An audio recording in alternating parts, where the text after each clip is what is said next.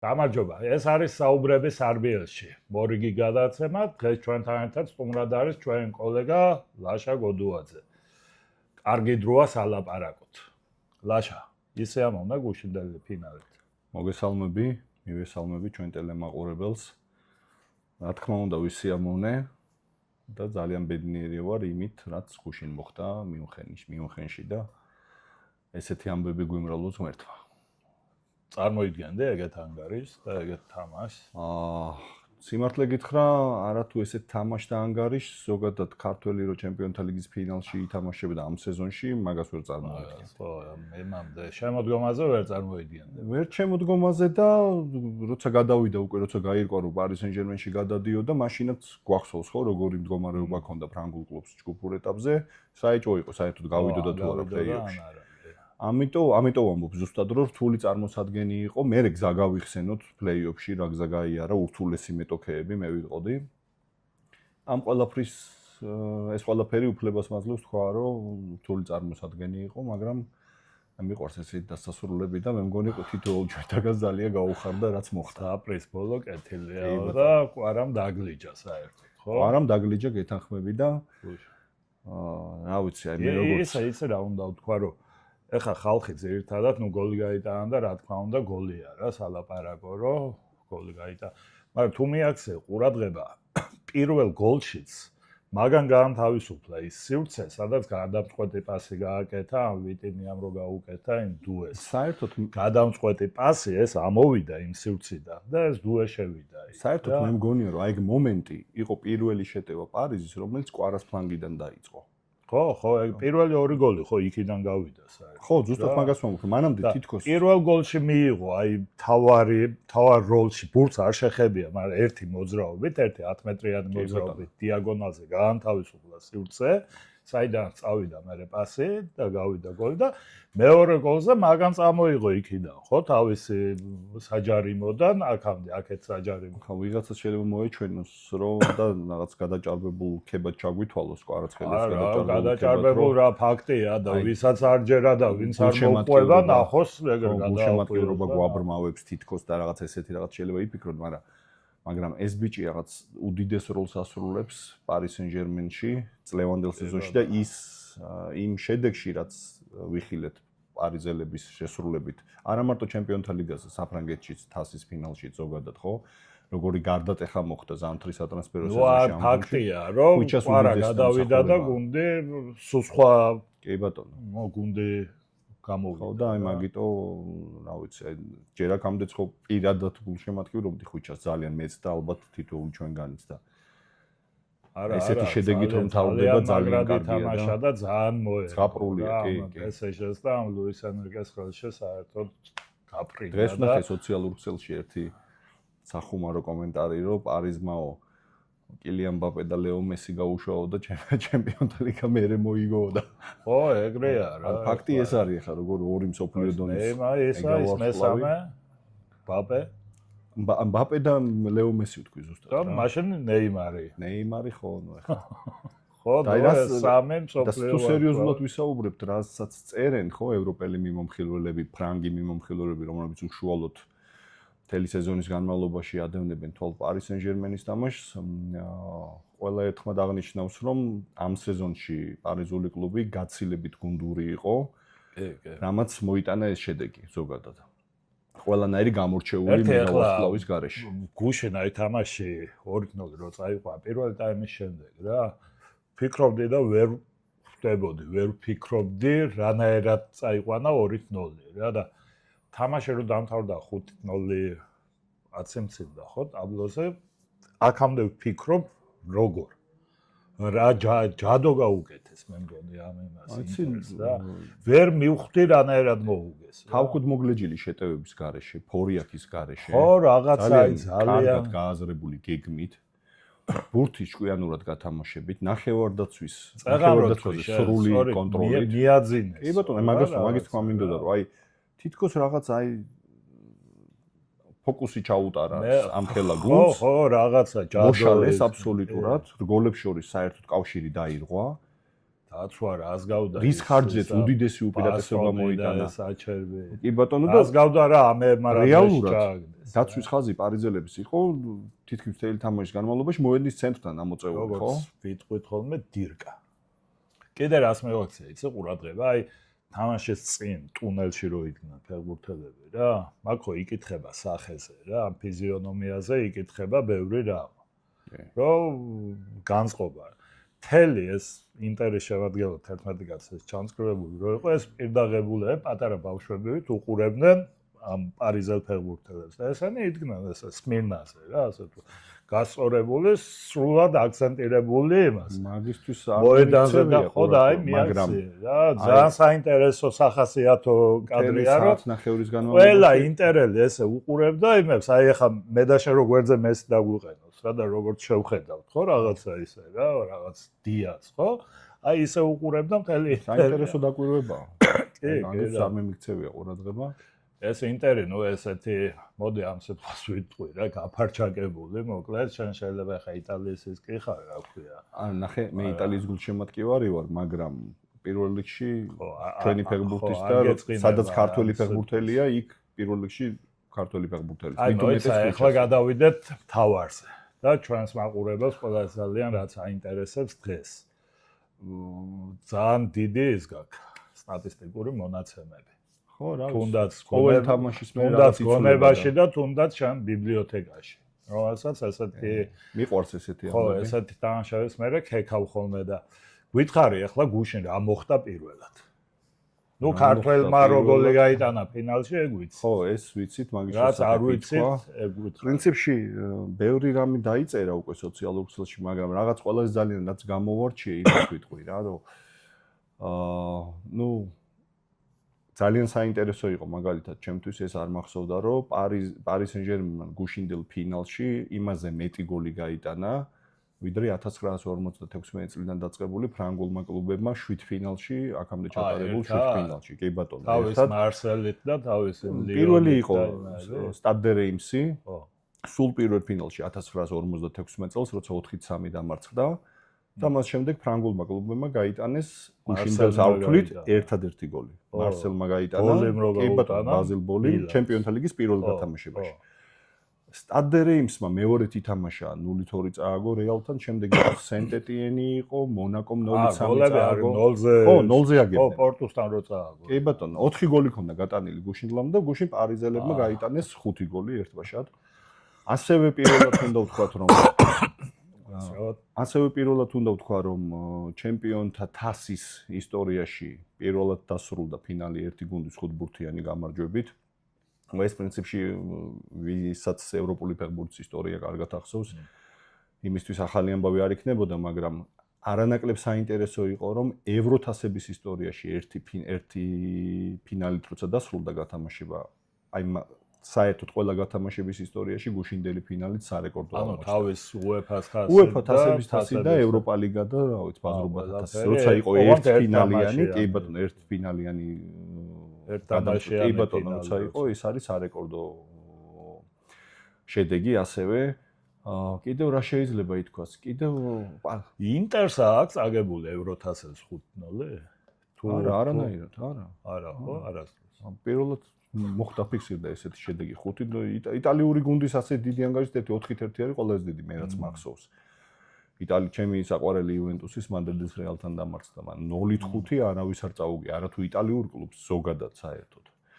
კიდევ ინტერი აღმოჩნდა მესამე კლუბი, რომელმაც ჩემპიონთა თასის ისტორიაში გაუშვა ფინალში 5 გოლი. მინიმუმ 5 გოლი. პირველი იყო ფრანკფურტის აინტრახტი 1960 წელს, როცა 7-3 დამარცხდა მადრიდის რეალთან და მეორე იყო მადრიდის რეალი უკვე 1962 წელს, როცა ბენფიკასთან დამარცხდა 3-5 და აი 1962 წლის შემდეგ პირველად მოხდა, რომ ერთმა გუნდმა ფინალში გაუშვა 5 გოლი. კი. კიდევ საინტერესო ის იყო, რომ ინტერის პარიზელების საფინალო შემადგენლობის, სასტარტო შემადგენლობის საშუალო ასაკი ყველაზე ახალგაზრდული იყო ჩემპიონთა ლიგის ისტორიაში, კი ბატონო და ინტერის თავის მხრივ იყო მესამე ყველაზე ასაკოვანი.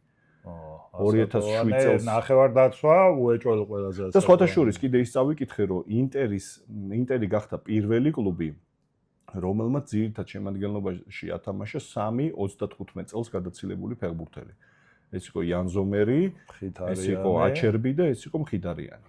ალბათ აი ამანაც დიდი როლი ითამაშა. კი, აი მე მგონი მაგ გამოცდილებას აჯობა იმ სისრაფემ, სისხარტემ და ინდივიდუალიზმმა. რა ვიცაც ახლა პარიზელების თავდასხმა, ეს თავდასხმა ჩემი აზრით ერთ-ერთი საუკეთესოა მსოფლიოში. თანამედროვე ფეხბურთს გულისხმობ. ეს სამეული ხვიჩა, დემბელე და დუე.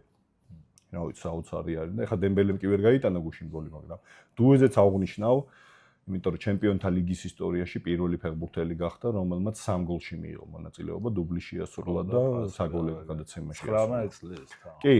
კი, და ყველაზე ახალგაზრდაა, რომელმაც ჩემპიონთა ლიგის ფინალში მოახერხა გოლის გატანა და საგოლე გადაცემის შესრულება. მოდი ლუის ენრიკეზე ვთქვათ ცალკე რა, იქ იყო ძალიან მაგარი კადრები იყო თვითონ სტადიონ ტელევიზორში, რასაც უყურე, იქ ტრიბუნიდან მიაწოდეს სპეციალურად დამზადებული მაისურა რა.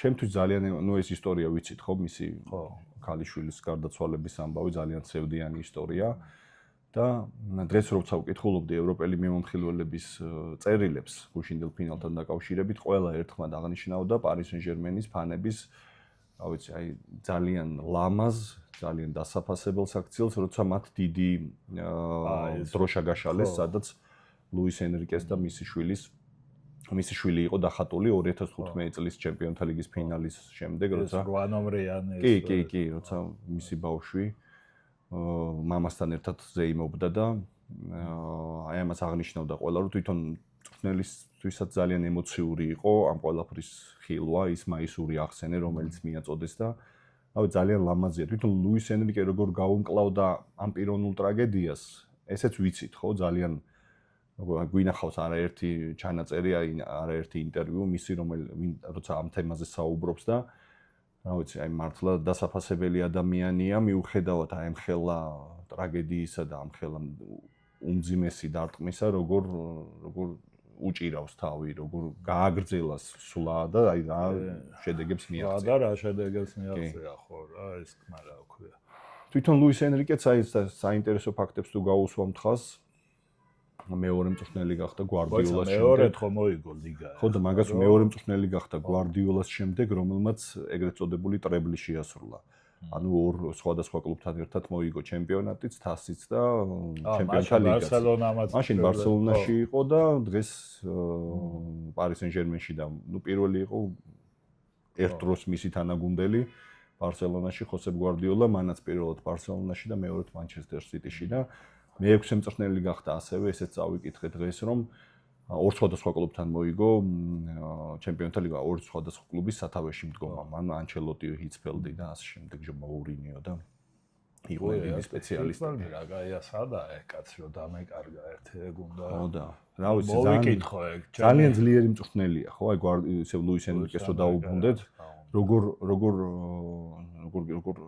ჩართო ხვიჩა ამ შემადგენლობაში, თითქმის ჩამოყალიბებულ შემადგენლობაში, როცა ხვიჩა გადავიდა პარი სენ-ჟერმენში, გვახსოვს ხო, რომ ყველა ბევრი საუბრობდა, გაუმკლავდება თუ არა ბარკოლასთან კონკურენციას, იმიტომ რომ, რა ვიცი, ჩემი აზრით ბარკოლა არის ძალიან ნიჭიერი ფეხბურთელი. იმ დღეს ვამბობდი სარბიელის პოდკასტში ბოდიში თუ გაგაწყვეტინე კაცმა, ყვარავას გულისხმობ საფრანგეთის ნაკრების ძირითადი ფეხბურთელი დაასვას კამსა, წარმოიდგინე. თანეს ბარკოლა საფრანგეთის ნაკრების ფეხბურთელი, ძირითადი ფეხბურთელი. მესამე სეზონია თუ არ ვწდები, ძალიან მაღალ დონეზე თამაშობს. ეს სეზონიც ზაფხულიდან დაიწყო როგორც ძირითადი ფეხბურთელი. წარმოიდგინე აი რა დონეზეა რა, ხვიჩა რომ საფრანგეთის ნაკრების უმაღლეს დონეზე. ძირითადი ფეხბურთელს სვამს კამზე რა. ხო და რა ვიცი. თან ისე დამსახურებაც რა ქვია, აი როგორ თქვა რა, თვალსაჩინოც რო. ისა კი არა რომ ერთი თამაში, ერთ თამაში, ერთ თამაში მე ვითამაშე. ერთი ტაიმი შეინთამაშე, მე შევცვლი რაღაცა. არა, ნუ ზის ხვიჩა და სადღაც მე-80 წუთზე ისა, მაგასაც აღარ წვლის რა, იქეთ იმასვლის. ეხლა ცოტა ადრე შემოიყვანა, დუეს ნაცვლად შემოიყვანა ბარკოლა. ძალიან კარგი მომენტი ჰქონდა, ხო, ძალიან კარგი მომენტი ჰქონდა. და რა ვიცი. მაგრამ გუშინაც მესმოდა, გუშინ და დღეს რა, უკვე კიდე მესმის, რომ ეხლა ესეთი ანგარიშით რო არ დამთავრებულიყო ეს თამაში. კიდე უფრო გაძლიერდებოდა ის ლაპარაკი, რომ ასებს არ აძლევენ ხვიჩას. რამდენი ნახე ამ სოციალურ ქსელებში, რომ ხვიჩას არ აძლევენ პასებს. რა მაინტერესებს იცი? თუ არ აძლევენ, რანაირადაა საუკეთესო და რანაირადაა მსოფლიო დონის ვარსკვლავი. ხო, რანაირად გააქვს ის გოლი და რანაირად ჩვენი გულშემატკივრები ცოტა ტენდენციურები ვართ, უნდა ვთქვა. იმიტომ რომ გვახსოვს, რომ როცა ნაპოლიში იყო, მაშინაც მაგას ვფიქრობდით, რომ აი ესეთი მარიო რუი არ აძლევს პასებსა და ყველაზე მაგარი გოლი რაც გაუტანია, ჩემი პასით გაიტანა. ამის პასით გაიტანა. აი ლაშა, მოდი ერთი საინტერესო ამბავიც გავიხსენოთ. ინტერისთვის გატანილი ქართველების გოლები. შენ კარგად იცი ეგ ამბები და ხო იყო ეგეთი. მე რაღაც მაგათ საინტერესო დამთხოვებია. გამორჩევით ვადევნებ თვალს და ხო, შენ იტალია ისინი ხარ. მეოთხე ქართველი, რომელმაც ინტერს გაუტანა გოლი. პირველი იყო ლეგენდარული დავით ხიფიანი. ეს იყო UEFA-ს თასის გათამაშება 1977 წლების სეზონი იყო დრო თბილისის დინამო ინტერს უგებდა ორი მაჩის ჯამში თან ისე მოუგო რომ იქ მოიგო თამაში მილანში. სახლში 0-0 დამთავრდა და ის ერთადერთი გოლი დავით ხიფიანმა. არა, ეს პაკეტი რო ახსენე, ახლა ჩვენმა ახალგაზრდა მაყურებელმა შეიძლება არ იცოდეს, იყო ვარსკვლავი იტალიური ფეხბურთის, დიდი ვარსკვლავი, ნაკრების კაპიტანი და ყიფიანმა ისე დღეში ჩააგდო, რომ სამართლიანობისთვის თქვათ, რომ როგორც აჩერბი გუშინდელ ფინალში, მაშინაც ასაკოვანი იყო. კი ბატონო, მაგრამ ძალიან დიდი ფიგურაა იტალიური ფეხბურთის ისტორიაში. მეორე იყო კახი კალაძე, ჩემპიონთა თასის მფლობელი პირველი ქართველი. ეს რო გაიტანა, ნახევრად ჩელესია რო გაიტანა. მადონინა მოიგო მილანმა მისი გოლით და შემდეგ იყო ლევან მჭედლიძე, რომელმაც საერთოდ დუბლი შეუსრულა მილანურ გრანდს. და სხვათა შორის თუ ზუსტად მახსოვს, ეს იყო 31 მაისს, როგორც გუშინ ხვიჩამ გაიტანა 31. კი, ამ თარიღებიც ემთხვევა 10 წლის წინ თუ 20 წელი. ანუ ეს ხვიჩა არის დავით ყიფიანის, კალაძის და ლევან მჭედლიძის შემდეგ მეოთხე ქართველი, რომელმაც ოფიციალურ თამაში გაუტანა. მეხუთე გოლი, მეხუთე გოლი, კი ბატონო, მეხუთე გოლი. არა, მაგარია. ჩვენ ეს ვთქვათ, UEFA-ში უნდა ჩავაწყოთ ამბები 31 მაისს დანიშნონ ხოლმე რა ისინი. თამაშები ჩვენების მონაწილეობით. სასიამოვნო ესეთი ამბები და ინტერესოა. ხო, სხვათა შორის, ლაშა, გუშინ იყო გუშინ წინ იმის წინ ეს ნაცნობები რა, ქუჩაში შევხვედრიან ან სადმე და სულ მეკითხებოდნენ იმას. პროგნოზს რა, ასე ვთქვათ, რომ ტოტალიზატორში უნდა დადება და ყველას მოდი არ ვიცი რა. მეთქი არ გინდათ რა, რომ ისეთ თამაშია წარმოუდგენელი რამე შეიძლება მოხდეს მეთქი რა. მართლა მოხდა წარმოუდგენელი. არა, მართლა მოხდა, ხო? ისეთი რამეა და კარგია რომ საჩვენოდ მოხდა რა ეს. რა თქმა უნდა.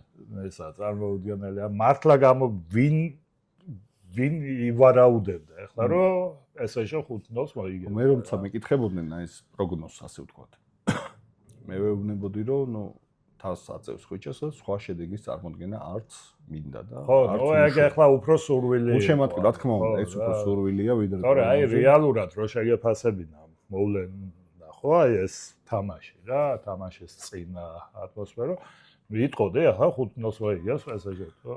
არა, მაგას ნამდვილად ვერ ვიტყოდი, მაგრამ ფავორიტად მიმაჩნდა პარი სენ-ჟერმენი და ხო, მცირე უპირატესობა შეიძლება ქონდა. ჩემი აზრით ერთადერთი კი არა, მთავარი ჩემი პოზიციის სასარგებლოდ რაც მეტყველებდა ნახევარფინალი ბარსელონასთან, ინტერის და ბარსელის ორი საოცარი დაპირისპირება, მაგრამ ვერც ერთ შემთხვევაში ვერ ჩაითვლებოდა ინტერის სასარგებლოდ ჩემპიონთა ლიგის ნახევარფინალში გაშვებული 6 გოლი. ხო, ნუ იქ ახლა ამოავს. ანუ რა, კი, 7 გაუტანა ბარსელონას, მაგრამ ნათლად გამოჩნდა, რომ ორივე ძალიან კარგი და ძალიან სიმპათიური გუნდის უდიდესი მინუსი იყო დაცვა. ხო. და იმიტომ რომ როცა ჩემპიონთა ლიგის ფინალში ამდენ გოლს ნახევარფინალში ამდენ გოლს გავუშვებ, დიდი შანსია რომ ფინალში პრობლემა შეგექმნას და არა, ას გავდა ყველაფერი ამ ფინალში ინტერის, აი აჩხდილი იყო იმ გუნდის კარში დაარტყეს 5-0-ზე პირველად. 60 რომელიც მეორე ტაიმის ნახევარი იყო პირველად 4-0 იყო თუ 5-0 მარკუს ტურამმა რო დაარტყა. ხო, იმან რო აუ. კი ბატონო. წარმოიდგინა ეგეთი რაღაცა. არა, ნუ რაღაც სასწაული მოხდა რა, ვთქვათ.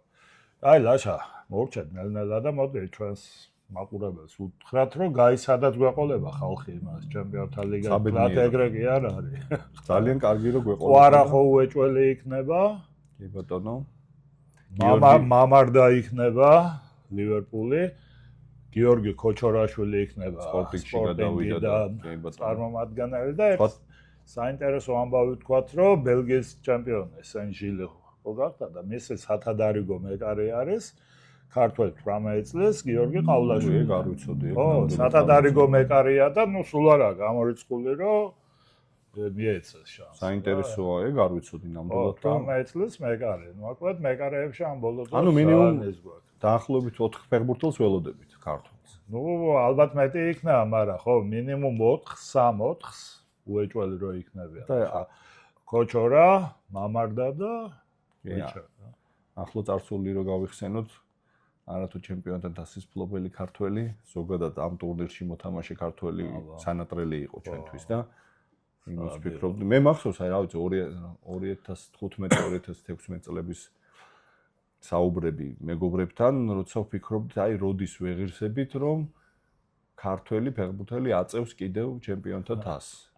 აი ვერ წარმოგვედგინა მართლა და შემდეგ ისე აი საოცრად შეიცვალა სიტუაცია, ხო, აი ბოლო 2-3 წელიწადში რომ არ ჩამოიტანს ხუჭა თას. ფაჩულიამ ხო ჩამოიტანა ისისა.